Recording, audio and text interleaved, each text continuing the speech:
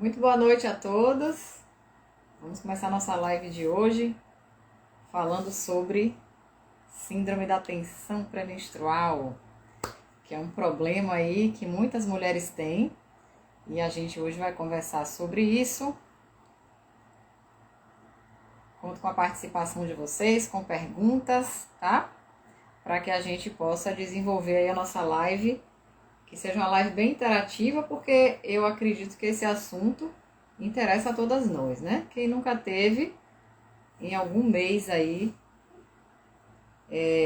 algum sintoma da TPM, que atire a primeira pedra, porque todas nós, se não temos de uma forma muito intensa, né? Pelo menos uma vez na vida a gente já teve, e sabe o quanto é incômodo, o quanto é ruim, e o quanto muitas pessoas que estão próximas de nós não entendem, né, gente? Isso é muito comum. Boa noite, Maroca.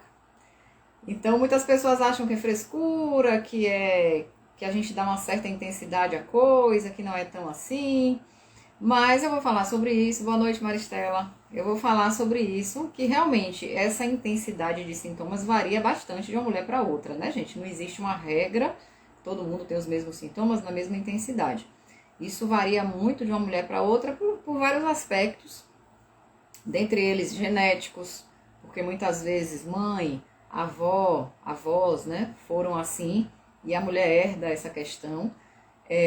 Tem, assim, posso dizer que 90%, né, da responsabilidade pelos quadros mais intensos, mais comprometedores da qualidade de vida, estão diretamente relacionados ao estilo de vida, certo? Porque, assim, se a gente for falar da fisiologia dessa questão hormonal aí, que gera essa síndrome, né? É um processo fisiológico. Não é à toa que chama ciclo menstrual. O que é um ciclo? É uma coisa que tem altos e baixos e que se repete. Então, um ciclo é uma coisa que tem um início, um meio e um fim, e aquilo dá continuidade a outro início, meio e fim, e assim sucessivamente. Enquanto essa mulher ovular, enquanto ela tiver a vida fértil dela, né? Desde lá a menarca, que é a primeira menstruação, até a menopausa, ela vai passar por esses ciclos, querendo ou não, gostando ou não. Então são ciclos, vão acontecer todos os meses. Porém, apesar de ser cíclico, né, um processo cíclico, e existirem essas oscilações hormonais que são fisiológicas, vamos reforçar sempre isso, tá? TPM não é doença, TPM não é algo patológico, não é algo que tenha que ser de uma forma muito invasiva, combatido com medicação, com intervenções mais invasivas, tá? Porque assim, é um processo fisiológico. Porém, oi Ana, porém a intensidade, como eu falei, 90% vai depender principalmente de como é que está o estilo de vida dessa mulher, certo? Eu vou falar mais disso mais pro finalzinho. Então vamos entender que é um processo fisiológico. A gente tem que ter realmente paciência, compreensão com nós mesmas e com quem a gente convive que porventura tenha, né? Porque é um processo que realmente existe, é fisiológico. Então vamos lá. Se a gente for falar de fisiopatologia, assim, qual é o mecanismo literalmente que causa isso? É justamente essa oscilação que estrogênio e progesterona fazem ao longo do ciclo, e justamente pelo fato de haver elevação de um com redução do outro, que faz parte desse próprio ciclo, né? Essa oscilação vai interferir diretamente ali na síntese, na liberação de alguns neurotransmissores que são relacionados à sensação de bem-estar, de prazer, de tranquilidade, de controle cognitivo. Então imagine, se você sabe que existem neurotransmissores que todo mundo produz, relacionados a toda essa sensação de equilíbrio, de bem-estar, de tranquilidade, de prazer. E esses neurotransmissores dependem de dois hormônios que na mulher, no caso, oscilam. É por isso que fala, né? Mulher de fases, mulher de momentos de altos e baixos. Justamente porque esses neurotransmissores relacionados a questões comportamentais, eles dependem de uma estabilidade, vamos dizer assim, desses dois hormônios. No momento que não existe uma estabilidade entre eles, que eles oscilam, e isso vai acontecer ao longo do mês, né? A gente já imagina que essas questões emocionais aí não vão funcionar muito bem, não vão ficar tão estáveis nessa mulher. Então pode ser que em uma parte do mês ela tenha um comportamento mais, vamos dizer assim, equilibrado, mais estável, mas de repente, 20 dias depois, 15 dias depois, ela começa a ter comportamentos diferentes, a ter uma fome excessiva, além daquela fome que ela está tendo nos outros dias do mês. Ela começa a ficar mais irritada sem motivo aparente, ela começa a ficar mais melancólica, então uma coisa pequena que normalmente ela administraria com tranquilidade, ela não consegue gerenciar, ela não consegue administrar. Então ela explode, né? Ela reage de uma forma muito emotiva a algo que banal, que ela poderia resolver conversando, ela poderia resolver de outra forma. Então, justamente essa oscilação de comportamento é algo que a gente pode até considerar que é fisiológico na mulher mesmo, né? A mulher é cíclica, ela passa por essas fases e esses hormônios, como eu falei, a oscilação entre eles é que vai determinar de fato essa oscilação comportamental. Então vamos entender de uma vez por todas que não é doença, é algo normal que é próprio nosso, certo? Inclusive os homens, é importante, eu não tô vendo o homem aqui na live, mas se os homens puderem assistir depois dessa live, eu acho ótimo, porque assim, os homens mais do que ninguém precisam entender isso, tá? Porque muitos não entendem o comportamento da esposa, da namorada, da irmã, né? E acham que é frescura, acham que não precisa tanto, ignoram aquele comportamento, muitas vezes não dão a devida importância. É claro que vamos considerar que tem mulheres que dramatizam um pouco além do normal, né, gente? Mas eu acredito que isso sejam as exceções. A verdade é que a oscilação hormonal existe, é fato, e a gente vai, que é o mais importante aqui da live, que é o que eu vou falar, a gente vai conseguir modular isso, gerenciar, mudando pequenos detalhes na questão comportamental, certo? No estilo de vida, no dia a dia, no que se refere à alimentação, a uma atividade física, ao sono e etc. A gente vai falar mais sobre isso até o finalzinho da live. Uma coisa que incomoda muitas mulheres e que eu percebo, principalmente no consultório, que é algo sobre o que elas não têm tanto controle, é principalmente a questão alimentar. Quem aqui, de todos os sintomas da TPM, né? Vamos citar aqui alguns. Retenção de líquido, dor nas mamas, dor de cabeça, a alteração de humor que eu já citei, a irritabilidade, aquela melancolia sem um motivo aparente, fadiga, é um cansaço terrível, tanto mental quanto físico, uma indisposição, até para as coisas do dia a dia. Eu estou citando aqui, vão se identificando aí em quais sintomas desses vocês se identificam, vão falando aí. Dor de cabeça, eu já falei, né? Dor nas mamas, retenção de líquido nos pés, nas mãos, algum grau de distensão abdominal, que não necessariamente tem relação com o intestino, né? Mas muitas mulheres se queixam de diarreia também nesse período. Isso tudo, gente, até a menstruação chegar. Então, mais ou menos uns 10 dias antes, 12 dias antes, em média, já começa a haver esses sintomas. Então, imagine, se essa mulher fica 5, 6 dias menstruada, né, tá nesse momento. Vamos colocar aí 17 dias praticamente, ou seja, metade de um mês. Então, esse ciclo é importante que a gente entenda que ele vai caracterizar justamente isso. Metade do mês a gente está de um jeito, metade do mês a gente está de outro. E isso é fisiológico, certo? Alteração de humor, exatamente. É algo muito presente. Agora, a questão da compulsão alimentar é o que eu quero mais chamar a atenção, até porque, como nutricionista, é uma coisa que eu observo muito no consultório.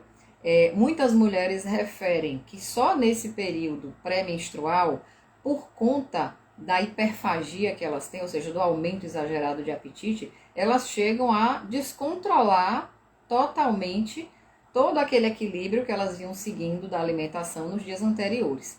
Então a gente tem que parar realmente e observar isso com muito cuidado. E aí eu sempre questiono, né, quando eu vou perguntar sobre o hábito alimentar dessa mulher e fico muito atenta às minúcias mesmo, aos detalhes desse consumo alimentar, porque as deficiências nutricionais são muito sutis. Isso é uma coisa que eu quero que vocês façam uma autoanálise do consumo alimentar de vocês. Eu vou citar aqui alguns nutrientes que são importantes para a gente manter dentro do possível esse equilíbrio nessa oscilação hormonal. E é interessante que vocês façam a autoanálise aí do consumo alimentar, como é que tá. Porque alguns nutrientes que eu vou citar aqui, quando eles estão deficientes, isso interfere cronicamente, né? Isso vai interferir diretamente no aumento da intensidade desses sintomas. Porque, na verdade, na grande maioria dos casos, quando eu percebo essas pacientes que referem um aumento muito abusivo do consumo alimentar, da fome, uma fome exagerada, né? Como se comesse e não se sentisse saciada. Então, a busca por carboidrato, por açúcar, que aí entra o chocolate, né? Mas normalmente são carboidratos em geral, massa, pães, biscoitos, tudo isso. Necessariamente, isso eu falo por experiência prática, na minha prática de consultório, né? Essas mulheres têm um padrão alimentar deficiente nesses micronutrientes. É muito comum. Já em outros casos em que a mulher refere que os sintomas são muito amenos, que muitas vezes a menstruação chega, né? E ela nem chega a perceber, poxa, eu tive TPM esse mês? Não tive, né? Porque a menstruação chegou e nada abalou ela a ponto dela chamar a atenção e de ela se sentir mal de verdade. Então, muitas vezes a menstruação vem e vai embora e ela não sentiu absolutamente nada naquele mês. E é alternadamente que ela vai ter algum sintoma e mesmo assim de forma muito leve. É interessante notar que quando eu vou avaliar o padrão alimentar dessas mulheres, são mulheres que já têm uma alimentação relativamente boa, né? Não é perfeita, não é 100%, até porque isso é muito difícil, mas elas já se encaixam num padrão alimentar um pouco mais saudável e elas já fazem algum tipo de suplementação, né? Seja de ômega 3, seja de óleo de prímula, seja de alguma vitamina ou mineral, principalmente magnésio, cálcio, eu vou falar aqui sobre eles. Utilizam por outras razões, muitas vezes, e acabam se beneficiando a nível de ciclo, né? Hormonal, de ciclo menstrual. Então, são mulheres que já referem um tempo de uso dessas suplementações e desse padrão alimentar, e realmente isso acaba, né, gerando um desfecho ali de uma ausência dessa síndrome, ou, como eu falei, ela tem sintomas muito amenos, muito leves, muito administráveis, que é algo que nem abala a vida dela, né? Não compromete a qualidade de vida dela. E isso é muito legal a gente observar. Então, mais uma vez eu reforço aqui, é um processo fisiológico, sim. Todas nós vamos passar pelo menos uma vez na vida. Feliz da mulher que passou por isso apenas uma vez na vida, porque na grande maioria dos casos não é assim, né? Mas assim, vamos entender que a mudança de hábito, ela vai ajudar e muito, gente, e muito mesmo, certo? De um mês para o outro, a depender do tipo de intervenção que você faz, da disciplina, da dedicação naquilo, você já percebe de um ciclo para o outro uma melhora significativa desses sintomas, dessas queixas, e obviamente uma melhora da qualidade de vida, né? Porque tem mulheres que ficam de cama, que ficam muito mal, que faltam ao trabalho, e não conseguem ter uma convivência social mínima ali naquele período. Então imagine o quanto essas mulheres sofrem nesse período, né? E o quanto essas intervenções em conjunto ajudam nesse processo todo aí. Então esse aumento da vontade de comer carboidrato não é um exagero, não é um capricho. É porque fisiologicamente a gente precisa do triptofano, que é um aminoácido que está presente, por exemplo, na banana, na aveia, no leite. Então, alimentos que estão aí na nossa rotina, né? No nosso dia a dia. Exceto aquelas pessoas que têm intolerância à lactose, que tem que fazer uma restrição, que tem alergia à proteína do leite, que também devem substituir, trocar por um leite vegetal, etc. Mas assim, o leite é uma boa fonte de triptofano, assim como a aveia em flocos e a banana, né? Dentre outras frutas também, mas é o que me veio em mente agora. Então assim, o triptofano é um aminoácido que para ele atuar estimulando a produção de serotonina, que é o neurotransmissor aí mágico, maravilhoso, que a gente precisa ter ele em níveis adequados no organismo, todos nós, mulheres e homens, porque a serotonina é um neurotransmissor relacionado à sensação de bem-estar, de prazer, de tranquilidade, de controle cognitivo. Então, na medida em que a gente tem um bom nível de serotonina no organismo, a gente vai ter toda essa condição mais estabilizada. E automaticamente, se eu me sinto bem emocionalmente, se eu me sinto tranquila, eu não vou ter uma necessidade, uma dependência de um determinado consumo alimentar, no caso que a gente está falando aí, o carboidrato, né? O pão, a massa, o biscoito, o chocolate, para eu poder me sentir bem. Concorda? Então, qual é a sensação que normalmente a gente tem quando está nessa fase de TPM, se sentindo chateada, triste e compulsiva, e a gente come uma coisa gostosa, uma fonte de carboidrato ali bem gostosa? A gente tem imediatamente uma sensação de alívio, de bem-estar. Só que tem um detalhe, essa sensação de bem-estar, ela não é uma sensação de bem-estar verdadeira, certo? Pelo menos ela não vai ser permanente, ela vai ser bem temporária. E aí é que tá a pegadinha da coisa, né? Tem mulheres que só nesse período pré-menstrual, por mudarem o padrão alimentar apenas nesses dias, isso já gera um comprometimento de peso. Isso pode comprometer problemas que ela tenha, como por exemplo, ela tem um refluxo, ela tem uma gastrite, que ela passa muito bem, obrigado, o mês todo. E nesses dias, nessa fase em que ela se torna mais compulsiva, e ela come mais, e ela mastiga menos, e ela come alimentos que não estavam ali na rotina, ela já desencadeia crises, né, desses processos de gastrite, de refluxo, seja lá do que for. Além do ganho de peso que muitas referem ter só por conta desse aumento do consumo alimentar nesses dias aí que antecedem, né, a chegada da menstruação. Então, observe que se a gente já faz essa modulação de forma preventiva, ou seja, se eu tenho cuidado em consumir esses nutrientes, em melhorar o meu estilo de vida de uma forma geral, com situações que eu vou citar aqui daqui a pouco, tá? Eu já vou estar atuando de forma preventiva, ou seja, a tendência é que os meus próximos ciclos, eles não sejam tão intensos nesses sintomas que a gente está falando aqui. Eu já vou começar a perceber que eles vão se tornar mais amenos, né? A intensidade menor, mais suportáveis. E muitas vezes, a depender do nível de deficiência que essa mulher tinha, e a gente faz as devidas reposições, as devidas correções, ela pode realmente passar por aquele período sem sentir absolutamente nada. Não é mágica, né? Não existe um segredo, mas existe uma mudança comportamental que eu vou falar que realmente vai gerar todos esses benefícios, gente. E isso é uma coisa que eu não peguei num livro e tô aqui falando, não. São situações da minha prática mesmo, né? Da minha experiência prática de consultório, de pacientes que eu acompanho, e que elas referem com mudanças muitas vezes básicas, mas mudanças, situações que não existiam na vida delas, né? Muita enxaqueca. Pois é, eu falei aqui, a enxaqueca é um dos sintomas, né? Que incomoda demais, compromete demais a qualidade de vida.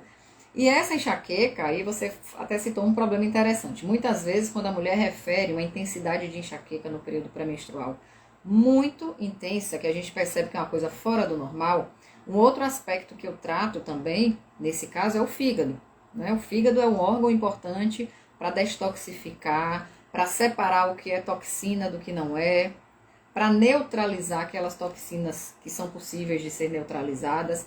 Então, se esse fígado não está funcionando legal, se ele está sobrecarregado por outras coisas, se essa mulher não ingere nutrientes que têm uma ação importante na proteção desse fígado, essa enxaqueca vai ter uma intensidade muito maior do que o normal, certo? Ela poderia sim ter uma leve enxaqueca naqueles dias que antecedem, mas ser uma coisa totalmente suportável, bem leve, bem tranquila, né? Que com a chegada da menstruação passaria. Mas tem mulheres que ficam dias e dias desse jeito, se encharcando de analgésicos, que piora ainda mais a função hepática. Não se enganem.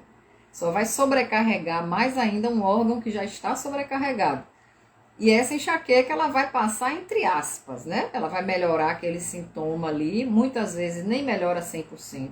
O alívio é muito pequeno, e aí ela toma outro medicamento, outro analgésico, e assim por diante. E cada ciclo que ela passa, essa dor de cabeça, essa enxaqueca vai estar mais intensa, porque justamente não foi tratada a causa, certo?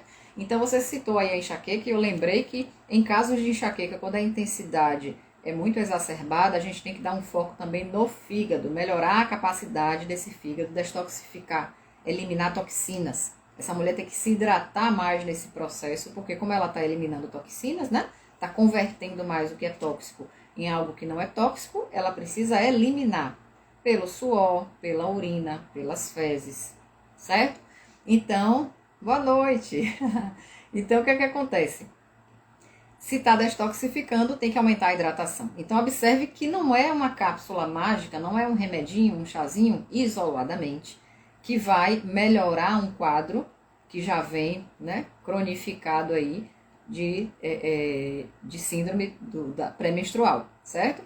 Então, é um conjunto de atitudes, é um conjunto de mudanças comportamentais que essa mulher precisa realmente rever e começar a instituir na sua rotina de vida, certo? Como um compromisso com ela mesma. Porque, inclusive, quando ela muda esses hábitos básicos aí, ela vai ter vários outros benefícios na vida dela, certo? E não só no aspecto TPM, mas em várias outras questões também ela vai se beneficiar por conta dessa mudança comportamental, tá? Então, assim, esse aumento de carboidrato, ele facilita a passagem, tá, desse triptofano, desse aminoácido, pela barreira hematoencefálica. O que é uma barreira hematoencefálica? É uma barreira que separa a nossa circulação, tá, do cérebro. Então, por que existe tanto transtorno de comportamento? Eu nem vou entrar em detalhes em relação a isso. Tanto transtorno de comportamento hoje, bipolaridade, depressão, ansiedade, etc., que a gente fala que vai tratar o intestino. Vocês já devem ter ouvido isso aqui, né? Principalmente aqui no perfil, que eu já falei algumas vezes sobre isso, já postei algumas coisas sobre isso. As questões comportamentais, doenças neurológicas degenerativas relacionadas à saúde intestinal. Justamente porque se existe uma desbiose, se existe um desequilíbrio de microbiota intestinal, esse intestino não está saudável, obviamente algumas substâncias que são produzidas lá por bactérias patogênicas, por conta desse desequilíbrio, elas vão ficar soltas, né, na nossa circulação. Então, se elas ficam soltas na circulação, muitas delas conseguem ultrapassar essa barreira, que eu falei, chamada de barreira hematoencefálica. Quando ultrapassa, que atinge o sistema nervoso central, ela pode começar a gerar os danos dos mais diversos possíveis, tá? Desde mudanças comportamentais, como eu citei nessas alterações aí, psiquiátricas, né? Até doença neurológica degenerativa mais séria mesmo, que vai comprometer a qualidade de vida e a longevidade dessa pessoa, independente de ser homem ou mulher, tá, gente? 44 ainda é cedo, mas é importantíssimo que exista aí uma avaliação de perfil hormonal, tá?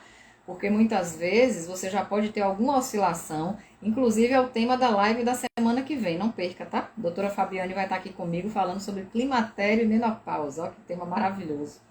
E ninguém melhor do que ela para explicar isso. Ela vai falar a respeito de toda a fase de alteração hormonal e eu vou falar a respeito das questões alimentares, tá? Então não perca, porque ela vai estar explicando aqui em que momento essa mulher deve procurar o ginecologista para fazer essa avaliação de perfil hormonal e aí talvez essa orientação sirva para você, certo?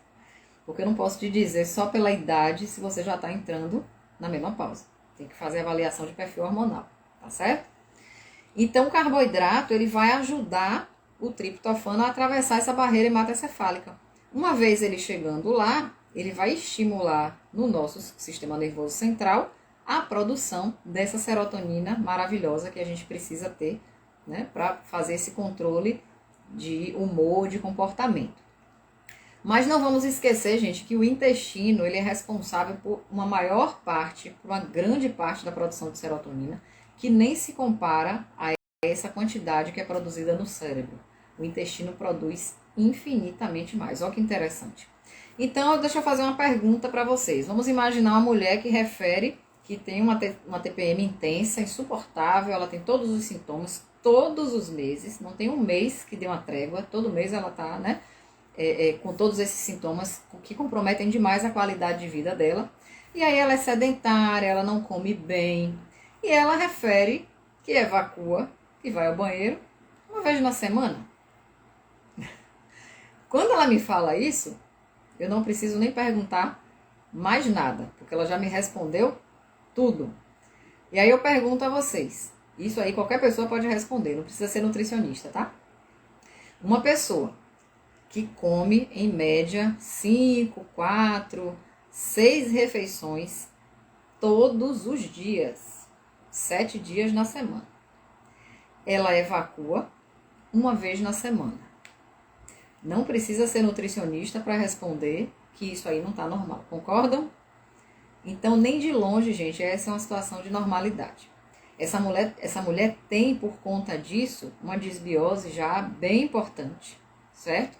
O fato de haver acúmulo de fezes, imagine 7 dias na semana. Uma pessoa que se alimenta normalmente com 5, 6 refeições por dia. Esse acúmulo de fezes é algo tão significativo, tá? E essas fezes, obviamente, elas acumulam toxinas no intestino. Fezes são resíduos, são escórias. Elas devem ser eliminadas, gente. Não é para acumular, não é para guardar. Isso não é coisa que se guarde. Eu sempre brinco com minhas pacientes, né? A gente guarda outras coisas. Isso aí a gente não guarda. Certo? A eliminação tem que ser pelo menos a cada 2 dias. Porque tem pessoas que não têm aquele ritmo intestinal diário, né? Ah, eu adoraria ir ao banheiro todos os dias, mas eu vou dia sim, dia não. Não tem nada de alterado nisso. Até porque se ela elimina fezes em quantidades proporcional ao que ela come, vamos dizer assim, e se ela tem uma eliminação que não é difícil, se ela não é obstipada, se ela elimina fezes no aspecto normal, até porque existe até uma escala de avaliação de fezes, quem é meu paciente sabe, porque eu sempre mostro a escalazinha e pergunto, né? Do número 1 até o número 7, como é que seu cocô se parece mais aqui? E tem lá o desenho, e o paciente aponta. Então, se esse aspecto é normal, se a quantidade é adequada, não tem problema esse intestino funcionar a cada 2 dias, certo? Mas uma vez por semana, convenhamos que não é normal, certo?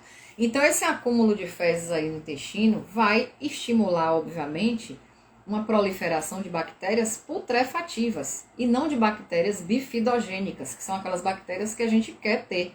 São aquelas bactérias que nos ajudam, que protegem a nossa imunidade, né? Que melhoram processos inflamatórios sistêmicos.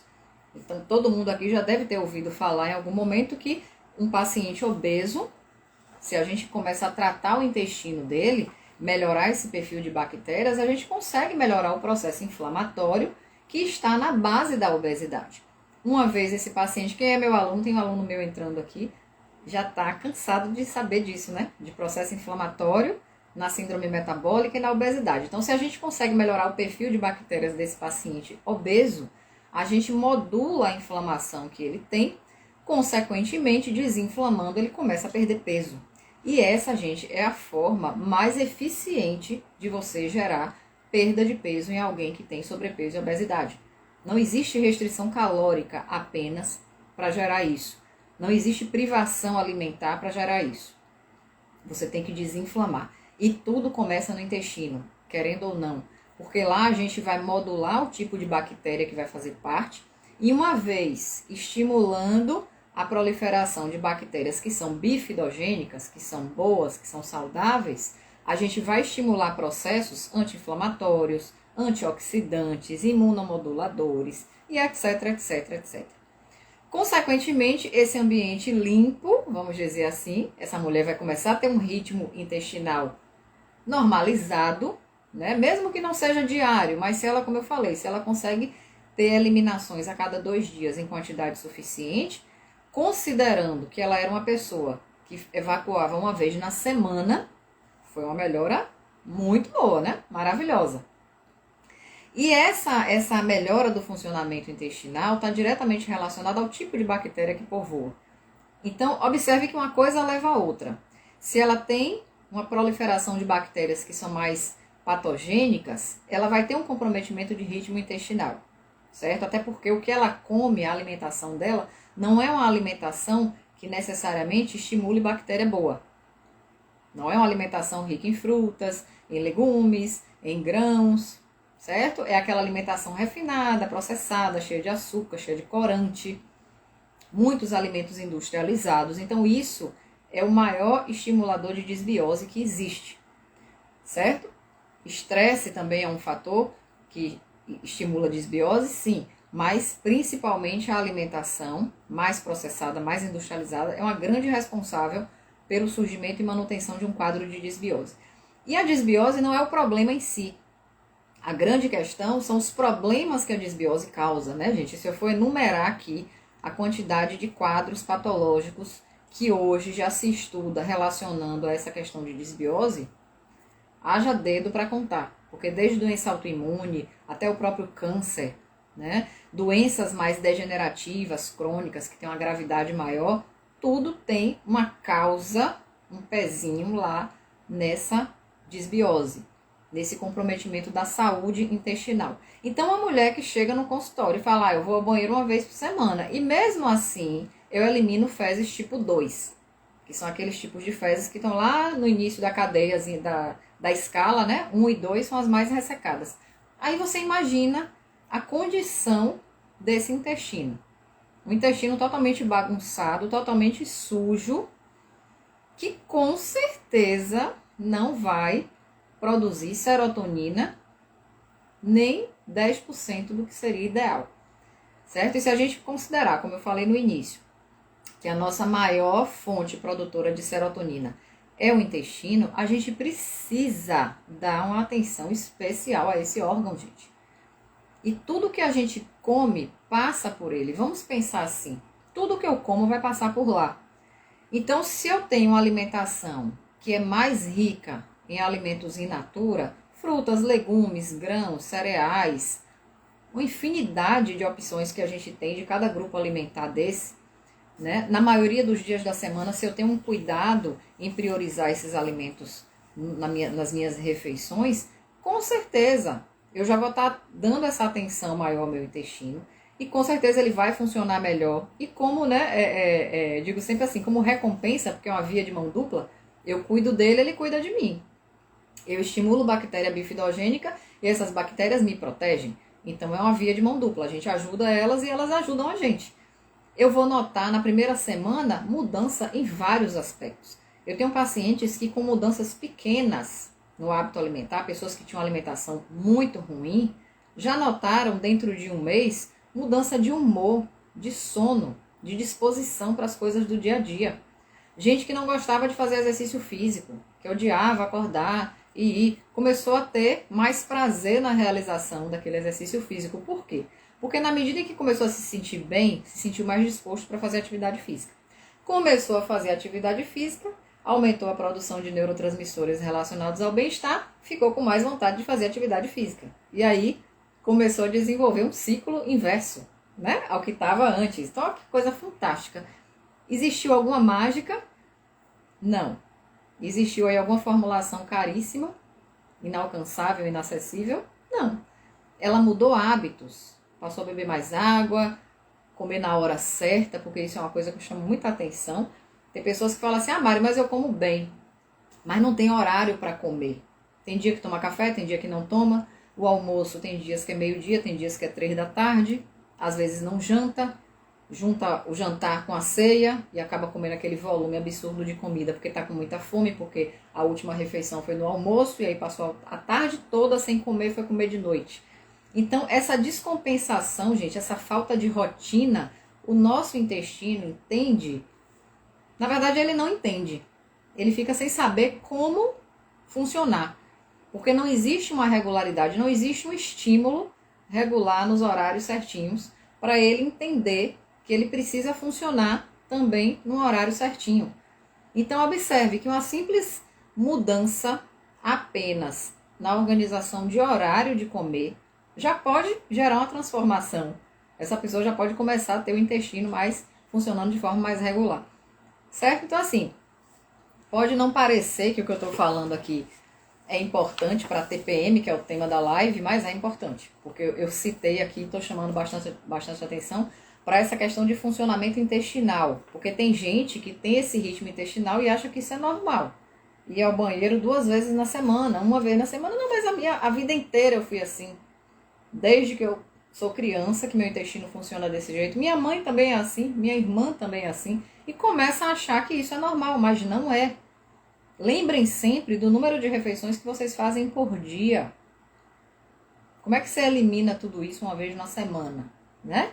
Então vamos ter, quem é nutricionista aqui que está me ouvindo, tem um bocado de ex-aluno aqui, começa a olhar, a observar de uma forma mais crítica esse relato dos pacientes de vocês, para que a gente possa chamar a atenção da importância do funcionamento intestinal de forma mais regular. Porque quanto maior o acúmulo de fezes, maior a proliferação de bactérias putrefativas, menor produção de serotonina pelo intestino. E se você tem pouca produção de serotonina pelo intestino, gente, não tem mágica que resolva isso, tá? A serotonina está diretamente relacionada a essa questão de prazer, de bem-estar, de controle cognitivo. Então, o que vai acontecer nessa mulher que tem queixa de TPM é que essa TPM vai ser cada vez mais intensa. Cada vez mais ela vai ter mais compulsão. Compulsão pelo quê? Justamente pelo que não deve, que é açúcar, farinha branca, alimento industrializado, né? Aquelas coisas gostosas com cobertura, cheia de açúcar, né? Então, muito condimentada. É justamente o que o intestino não merece nesse momento. E é justamente o que ela vai buscar pelo fato de ter um déficit de serotonina. Então, o corpo, como forma de compensação mesmo, né? Ele vai buscar algo que instintivamente vá dar um certo consolo, um certo conforto. Porque a serotonina é quem faz esse papel de melhorar o humor, dar sensação de prazer e de bem-estar.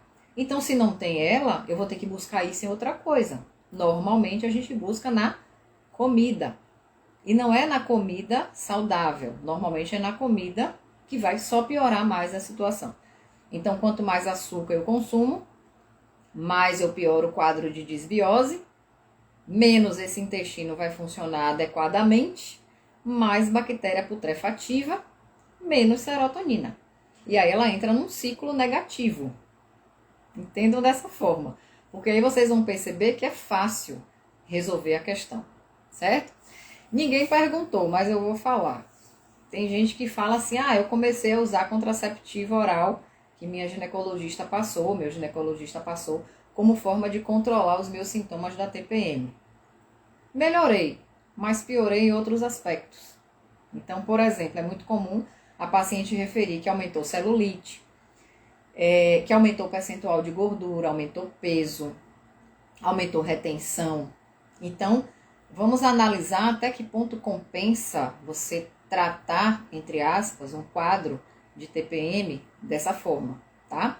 Porque é uma forma indicada, muitos ginecologistas prescrevem, justamente porque o contraceptivo ele vai fazer uma estabilização desse sobe e desce de hormônio que acontece nessa fase, só que é uma estabilização, entre aspas, que não vai resolver, certo? Ela vai só gerar uma estabilização temporária, esperando-se que essa estabilização não vá gerar o comprometimento que a gente falou, né, dos neurotransmissores relacionados a estrogênio e progesterona, que são os neurotransmissores que vão definir ali a nossa condição de bem-estar, de tranquilidade, de prazer. Então, quando há essa oscilação, esses neurotransmissores também oscilam.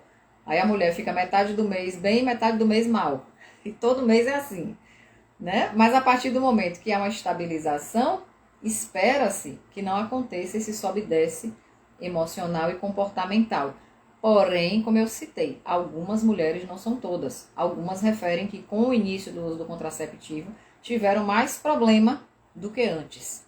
E acabam suspendendo e voltando aos sintomas anteriores. E agora, o que é que eu faço? Aí é que entra a mudança comportamental, que eu estou falando aqui, que eu vou entrar mais em detalhes daqui a pouco, certo? Então, aumentar o consumo de carboidrato não resolve. É algo que vai mascarar um problema, certo? Você vai ter um alívio temporário ali daquela irritabilidade, daquela alteração de humor, mas definitivamente o excesso de açúcar nesse momento não vai te ajudar. Só vai piorar sua desbiose e talvez intensificar ainda mais os sintomas do ciclo seguinte, ok? Então eu sei que a tentação é grande, mas o que é mais importante aí? É a gente corrigir as deficiências, ajustar a síntese desses neurotransmissores, melhorar o funcionamento do intestino, começar a fazer uma atividade física, quem não faz, escolher uma atividade física que lhe dê prazer. Não faça por obrigação, eu sempre digo isso. Porque tem pacientes que eu pergunto assim, tá fazendo alguma atividade física? E elas respondem, não, porque eu odeio academia.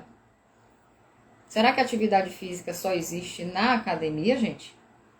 Existe uma infinidade de atividades que a gente pode incluir na nossa rotina diária, certo? 3 vezes na semana que seja, que não necessariamente estão dentro de uma academia, estão dentro de um ambiente fechado. Aí eu dou vários exemplos: dançar, nadar, pedalar, caminhar, correr. Tudo o que você consiga se movimentar, que você saia ali da rotina diária sedentária, né, que você tem, e que principalmente aquilo te dê prazer, que você saia de casa para ir contando os minutos. Se não for assim, gente, a atividade física não vale a pena. Quem aqui já faz atividade física sabe. Fazer por obrigação é um estresse a mais que você vai estar colocando na sua vida, que só vai piorar a sua produção de cortisol, aumentar ainda mais, você vai piorar a sua desbiose, você vai se inflamar mais e vai ser um dia a menos de felicidade que você vai ter na sua vida. Então não faça atividade física por obrigação. Outra coisa também é que quando ela é feita por obrigação, ela não dura muito tempo. Quando você coloca aquilo, eu tenho que fazer, não é verdade? No máximo 1 mês você suporta aquilo. Aí você larga de vez e fica sem fazer nada. Então evitem os extremos. Para pensar um pouco e dizer assim, o que é que eu gosto de fazer? Por que é que eu vou acordar de manhã e dizer assim, gente, estou contando os minutos para ir para a minha atividade física? Tem que ser assim, gente. Eu acordo 4 horas da manhã para remar. É uma opção minha, não estou fazendo porque ninguém mandou, não estou fazendo porque está escrito em lugar nenhum que a gente tem que fazer, não. Eu faço por puro prazer, acreditem. Eu e mais um monte de mulher que treina comigo, né? Então, assim, 2 vezes na semana a gente acorda 4 da manhã, chova ou faça sol, e vai montar uma canoa e entra no mar às 5 e voltamos às 6h30. E é um momento de pura euforia, de alegria, de resenha, né? E de exercício físico, porque a gente fica 1 hora e meia remando. Então imagine, né, o benefício que o corpo tem a nível cardiovascular, treino de membro superior, de abdômen, enfim. Então, assim, tem que fazer por prazer. Sim, uma caminhada, exatamente, uma caminhada. Se eu gosto de correr, eu vou correr. Se eu gosto de fazer pilates, eu vou fazer. Se eu gosto de dançar, forró, dança de salão, seja lá o que for, desde que você se movimente e que isso te traga prazer. Porque no momento que você faz por prazer, você vai produzir um bocado de neurotransmissor relacionado a bem-estar. Aquilo vai melhorar sua pele, vai melhorar sua autoestima. Olha quanta coisa boa, né? Então, só vale a pena se for assim. Por obrigação, nunca, tá? Porque eu tô falando muito de mudança comportamental e a mudança comportamental necessariamente passa pela atividade física. Não tem como. É alimentação, atividade física, sono, gerenciamento do estresse. Eu sempre digo assim, tem problemas que não tem solução, certo? Se não tem solução, já estão resolvidos. Porque se eu comprometo a minha saúde, a minha qualidade de vida para lidar com coisas que eu não posso mudar, gente, não se enganem. Isso aí está na base de um bocado de doença. Desde câncer até várias doenças autoimunes, que eu tenho N pacientes que têm doenças autoimunes das mais variadas, e o que eu mais ouço falar em 100% dos casos, né? Mari, eu tenho crise quando eu me estresso. Eu estava até bem esse período, mas passei por uma situação X, que foi um processo intenso de estresse, né? Me lesionei de novo, o problema voltou de novo, desestabilizou tudo de novo. Então, gente, estresse é algo que hoje adoece mais até do que a própria alimentação. Então, assim, gerenciar na medida do possível, né? Aquilo que a gente pode resolver, vamos resolver. Aquilo que a gente não pode resolver, já está resolvido. Não adianta você, tá, se comprometer emocionalmente, psicologicamente, a ponto de causar um problema na sua saúde, tá? Mas isso aqui não é a parte mais importante. Mas vamos pensar em mudança comportamental como um conjunto de fatores. Não é só comer bem. Porque se você come bem e não se exercita, não adianta. Se você come bem e não sabe gerenciar o estresse, não adianta nada. Então, tem que mudar o comportamento, tá? Todos esses fatores relacionados aí precisam ser mudados. Então, vamos lá, né? De que forma a gente pode tratar, além da mudança de estilo de vida, atividade física, melhorar o sono, melhorar o gerenciamento do estresse? O que é que eu posso fazer na minha alimentação para contornar, para modular esse processo de TPM aí? Então, eu já falei um bocado de coisa aqui no início, quando a gente falou de intestino que não funciona bem, porque 90% das mulheres tem algum problema, né, de funcionamento de ritmo intestinal, é uma queixa muito presente. Tem mulheres que vivem, na verdade, tendo um certo controle do funcionamento intestinal quando a alimentação está rigorosamente controlada.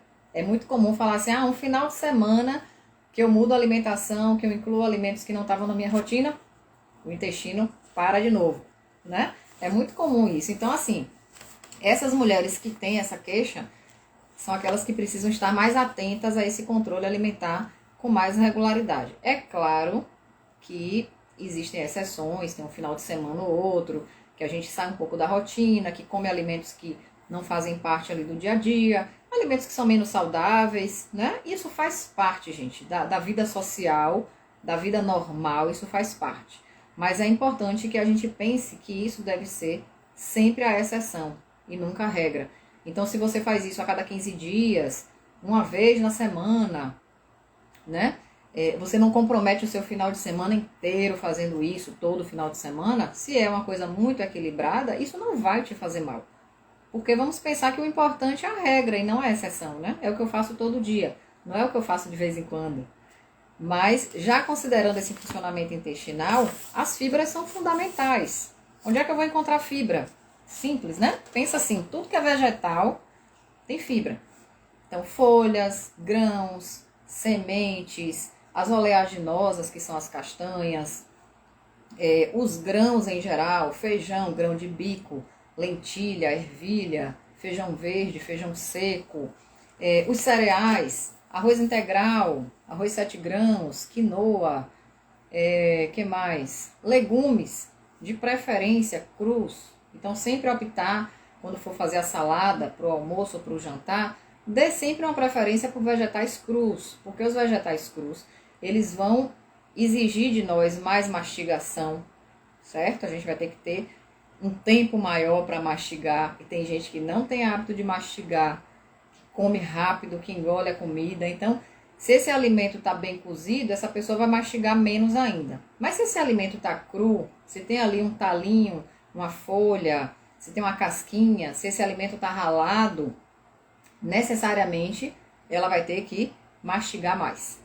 Então ela vai começar a se educar, né, a buscar a mastigação como uma coisa importante ali que tem que estar presente no dia a dia dela, certo? Então, incluir mais fibras, vegetais de uma maneira geral.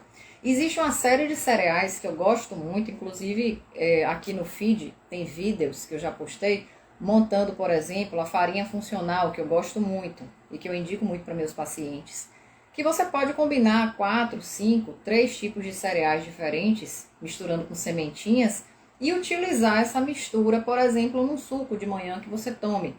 Então, acordar mais cedo, preparar aquele suco que você gosta, com aquela combinação preferida, que pode ser com o que você quiser, né? E aí colocar uma colherinha de sopa dessa misturinha de cereais, que você já vai estar agregando ali uma boa dose de fibra já no início do dia, certo? E vamos lembrar que não é importante a fibra só nesse momento. A gente vai fazer aí 5, 6 refeições ao longo do dia, então as fibras precisam estar presentes em todas essas refeições. Pensando que a fibra ela vai dar saciedade, ela vai diminuir a compulsão para a refeição seguinte, ela vai melhorar o funcionamento do intestino, certo? Vai controlar o colesterol. Eu até falei ontem num vídeo a respeito da aveia, no controle do colesterol e da glicemia. Então, quem não assistiu, vai lá no feed que eu gravei ontem.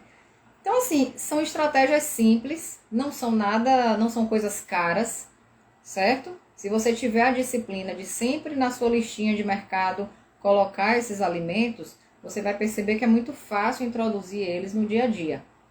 Aí você vai buscar só as maneiras de utilizar, em que refeição, combinado com o quê, tá? Mas são alimentos muito fáceis de serem introduzidos na dieta aí do dia a dia.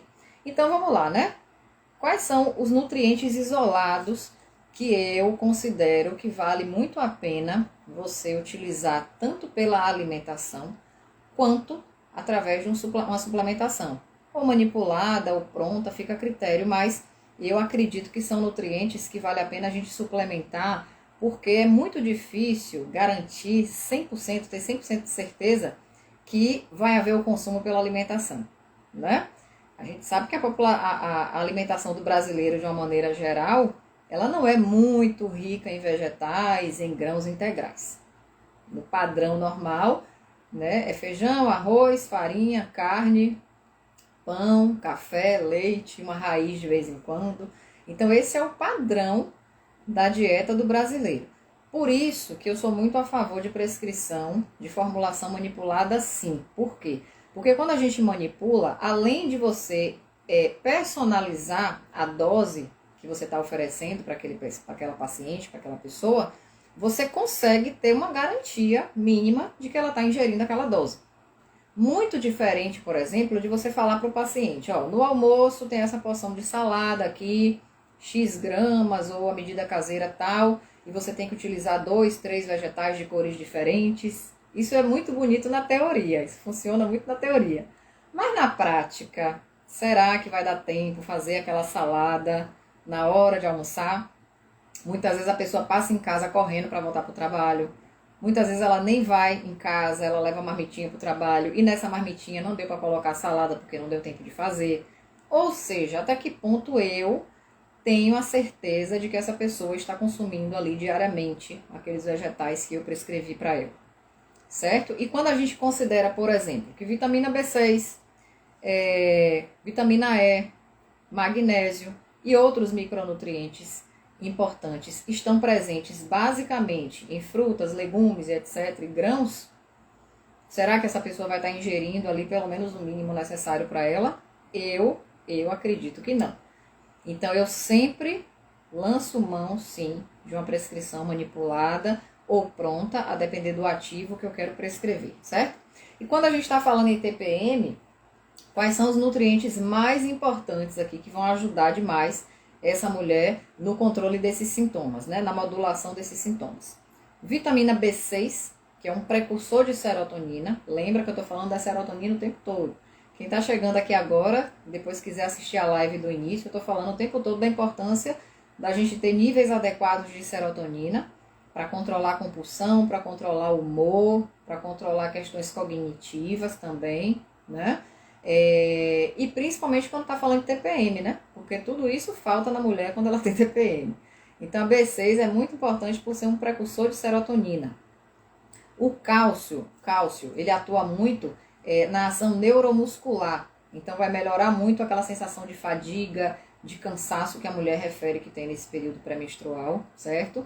Magnésio, fantástico, fantástico. É um mineral que tem mais de 400 funções, gente, no nosso organismo, certo? Atua em várias vias metabólicas importantes. E o magnésio tem uma ação interessante também a nível de relaxamento muscular. Oh, amor, obrigada! A nível de relaxamento muscular.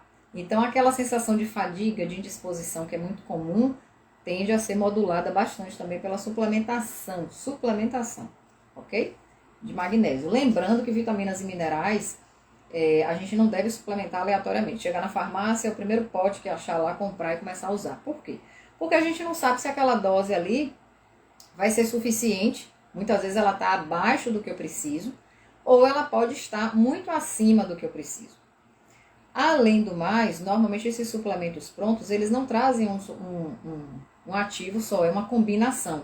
E eu tenho que perceber se nessa combinação, muitas vezes, esses nutrientes não vão ter interação entre eles, certo? Então, o melhor, gente, é ter a avaliação prévia, tá? Ou seja, ter um acompanhamento com o nutricionista, sim, que ele vai avaliar o seu consumo alimentar e identificar, no caso da mulher com TPM, a intensidade desses sintomas, a frequência e como é que está o padrão alimentar dela, porque sempre vai justificar.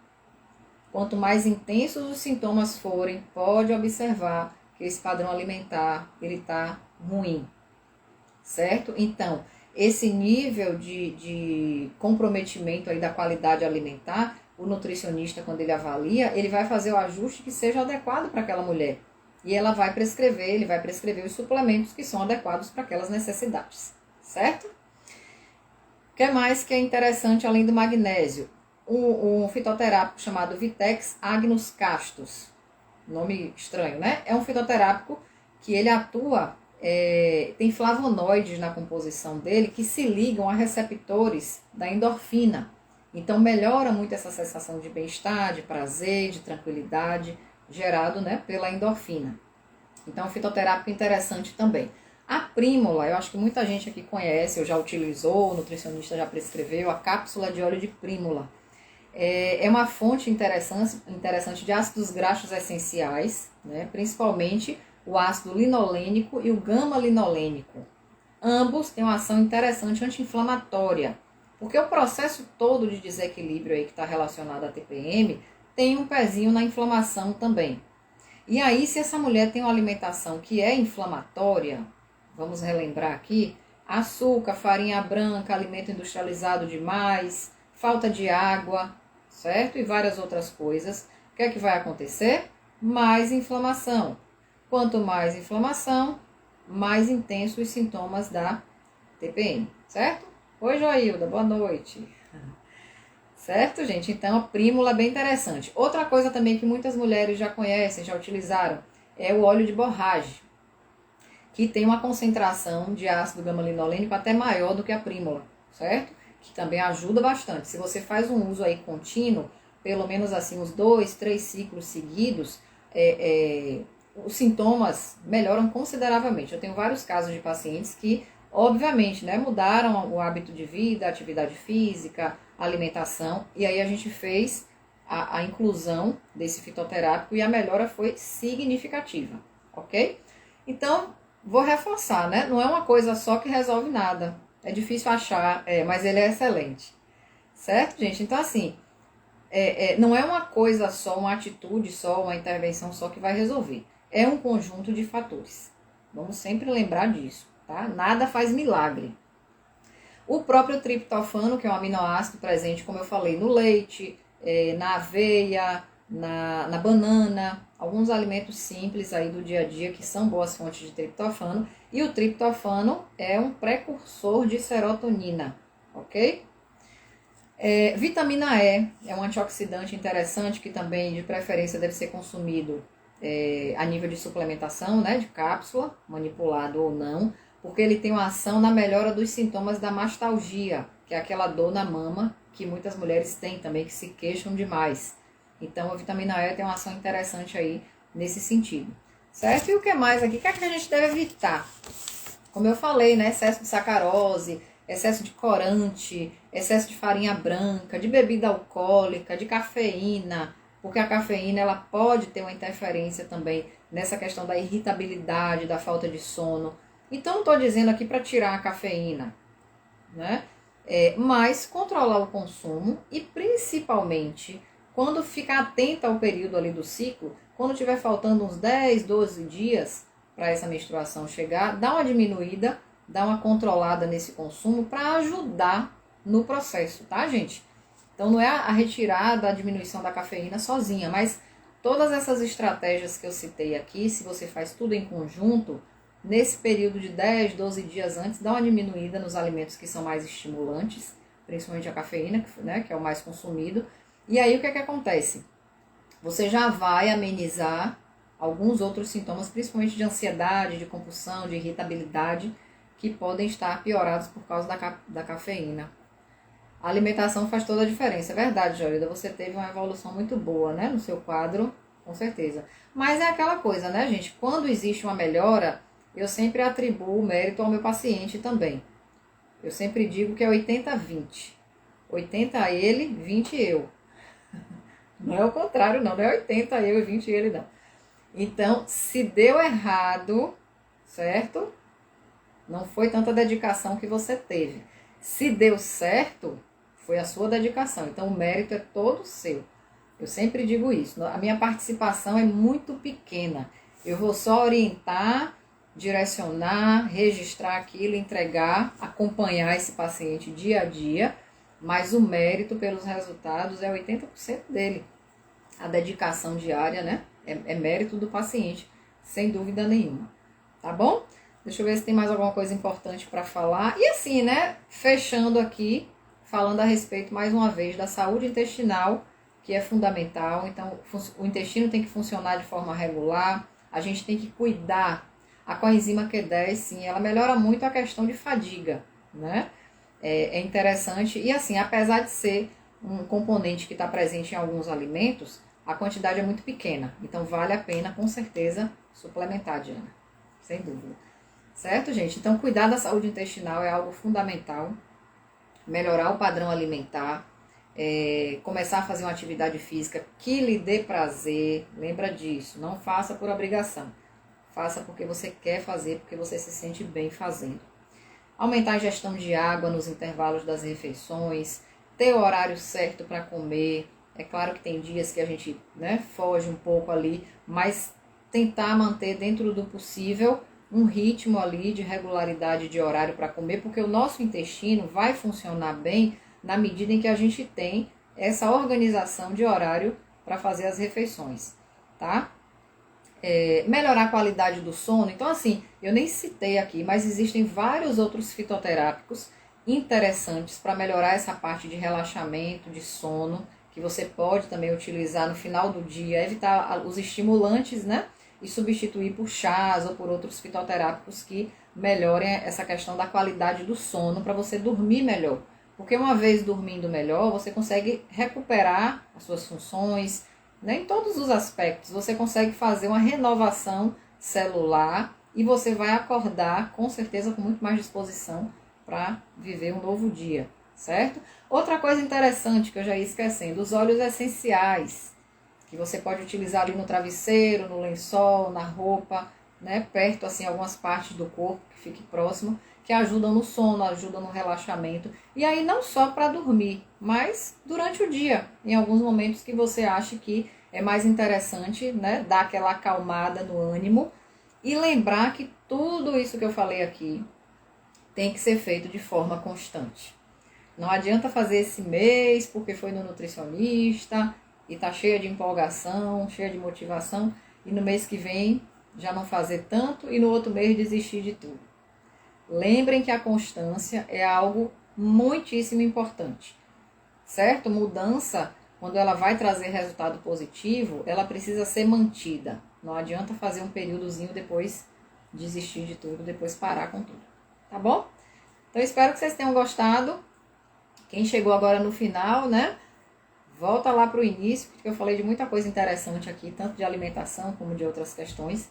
E eu espero que eu tenha contribuído com essa terceira live do mês da mulher, com esse tema TPM, e reforçando o convite de hoje a 8, dia 30. Eu vou estar aqui com a doutora Fabiane Araújo, ginecologista, parceira de trabalho, minha paciente, minha médica, uma amiga que eu tenho, que eu gosto muito. E ela vai estar aqui na semana que vem falando sobre climatério e menopausa. Que aí a gente vai fechar as nossas lives do mês de março com esse assunto que também é extremamente importante e eu tenho certeza que vai ajudar muitas mulheres aqui que me seguem, tá? Porque climatério e menopausa, né? É um assunto que vale a pena a gente aprender mais um pouquinho para aprender a lidar, tá certo? Beijo, obrigada pela atenção, obrigada a todo mundo que ficou aqui até agora e até semana que vem. Beijo, beijo, Maroca!